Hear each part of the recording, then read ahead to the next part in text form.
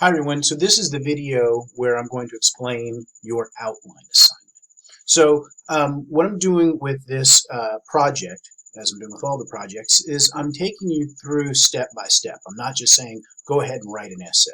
I want you to go through a series of steps to make sure you're going about this in the best way possible. That's why there's a brainstorming assignment. So I want to see what you're thinking about, make sure you're thinking about the poems in a way that's going to be productive. And after you've completed that, then you can come here to work on your outline assignment. So let me explain generally what an outline is, and then I'll get into the specifics of exactly how you'll construct this outline. So as I say here, an outline is like a sketch of your essay that shows where you have put or plan to put various elements in your essay. It allows you and me to see what your thesis is and how your body paragraphs relate to that thesis. So let's just stop right there for a second and say that if we have a sketch, that's something that we do as kind of a preliminary element to being able to do a larger project. So you can imagine if we were building a house, you wouldn't just say, look, let me just get a bunch of bricks and start building a house. You would sketch out a plan, right? In fact, you do a much more detailed plan. The reason you do some kind of a plan to be able to do that is that bricks are, once you start building them, it takes a lot of energy to do that. And once you actually build something out of brick, it's hard to tear it down and start all over again, right? It's a lot of wasted effort. So it makes a lot more sense to be able to say, let me plan this thing out at the beginning. Okay, let me have a sketch of what this building is supposed to look like. And then if I make any mistakes, I can look at that and go, oh, that's not going to work. Let me erase this and change it somehow. And then only when we're sure we've got a good plan do we actually bring in the bricks and begin to build. And so we want to say the same thing about an essay. It would take a lot of effort to write the entire essay. And so what it's good to do instead is to say, let's come up with a plan before we start writing this essay. And then we can see if that plan works. And then when we're clear about the plan, then we can move forward. Okay, and so that's what we're doing with this outline. You are setting up a plan, and then you are showing that to me, and I'm saying, yeah, I think this makes sense, or no, that doesn't make sense. You might want to change that. And again, in the long run, that will save you a lot of effort. So specifically, what I want you to do for this, I said this assignment, you need to follow the format below. I say you don't need a topic sentence for your conclusion. We'll talk about that in just a second. You can simply write conclusion at the end of your outline.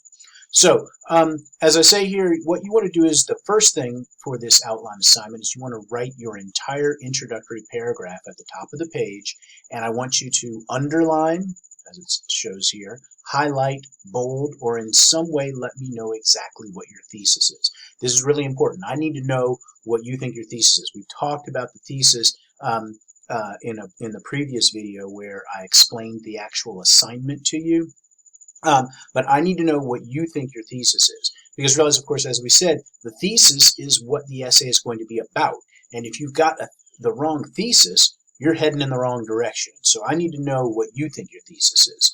Sometimes students will say, well, can't you tell? Well, I can tell what I think it's supposed to be, but I need to know what you think it's supposed to be because you might end up going in the wrong direction. So really important. You must underline, highlight, bold, some way let me know, hey, this is my thesis, right?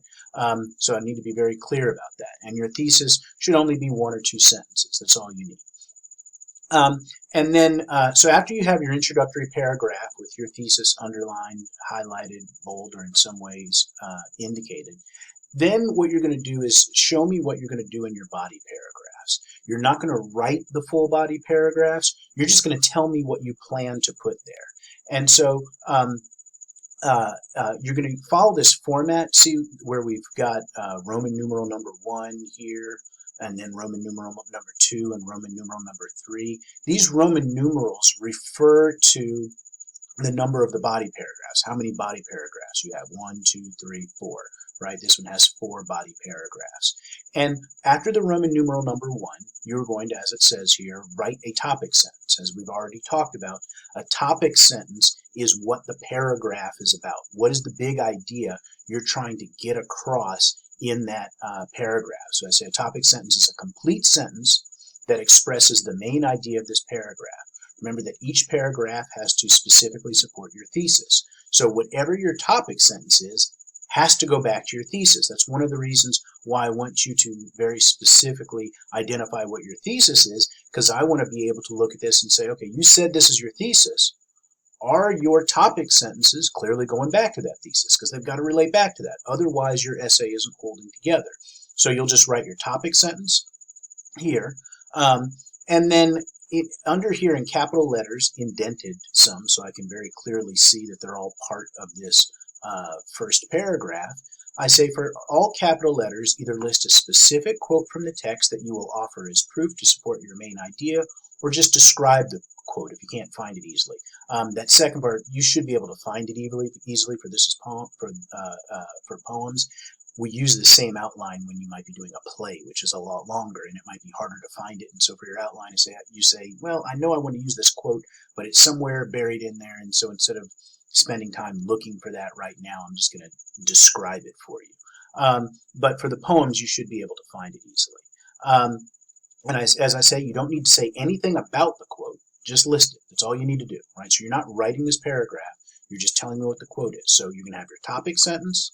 You'll have a quote, and then I say down here in B, you can have more than one quote per body paragraph that kind of backs that up, right? 2 or 3 quotes is fine, but 4 might be too much. So for each capital letter, you're going to have that. And these quotes should be the metaphors that are coming from the poem. Again, realize that this entire essay is going to be about metaphors in the poem. So your thesis should be about metaphors. Your topic sentence should, for each paragraph, should talk about a specific metaphor or a specific kind of metaphor, a metaphor that gets across a particular idea, and then you can list the quotes of those metaphors, however many you have, 1, 2, or 3 metaphors that you might have for each topic sentence. When you are done with that, talking about that paragraph, again, it's just one sentence and whatever quotes you plan to use, that's it. You're not writing anything. And when you're done with that, you're going to move to your second body paragraph and say, write another topic sentence here. Each body paragraph must have a topic sentence to tell us what the paragraph is about, and each topic sentence must relate back to your thesis. You will have as many Roman numerals as you have body paragraphs, right? So you're just kind of mapping out what you plan to do in each body paragraph. I want to know what you want to do in each body paragraph. Again, you're not writing those body paragraphs. You're just giving me the topic sentence for each body paragraph and showing me what quotes you plan to use in each one.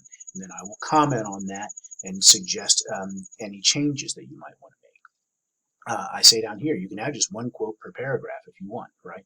It would be under A, right? So it's up to you however many. You can have 3 quotes per paragraph, 2 quotes per paragraph, 1. You can switch it around however many you want.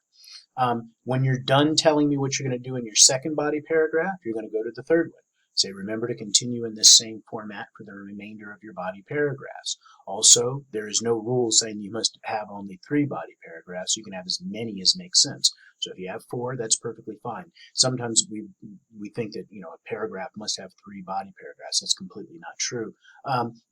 If you're going to write something that's going to be 10 pages long and you've only got 3 body paragraphs, there's going to be really long paragraphs. So you can have as many as you need here. And again, with at the capital letters, you're just going to tell me what those quotes are, right? And I say down here in 4, remember, there can be more than 3, so you don't have to be stuck with that. So again, that's the general idea here. What you're going to create here, again, is just a sketch. After these Roman numerals, you will have your topic sentence, and then at these capital letters, you're just going to tell me what quotes support that topic sentence. And you keep doing that, you repeat that throughout. And again, all of your topic sentences must relate back to your thesis, right? Which you have in some ways indicated, underlined, highlighted, or bolded in some way. And that's it, right? It's a relatively simple assignment to let me know, do you have a thesis? Do you have topic sentences that relate to that thesis? And do you have quotes that will help you explore those topic sentences? That's all that I'm looking for. So this is a fairly short assignment so I can understand if you're moving in the right direction. And I will give you feedback. So that's the outline assignment. Go ahead and work on that, and then you can upload that to Turnitin. Look for my comments, and then you will make adjustments to your outline, to your plan, before you create your rough draft.